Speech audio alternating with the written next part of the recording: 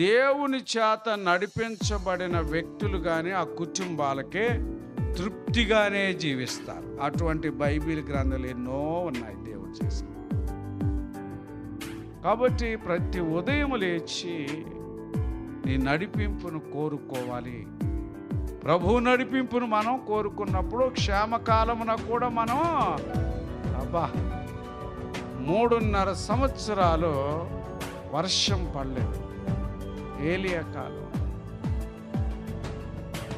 దేశం అంతటా ఏమొచ్చిందండి చెప్తాం. దేశం అంతా ఏమొచ్చింది, కానీ ఆయన తృప్తితో తిన్నాడు.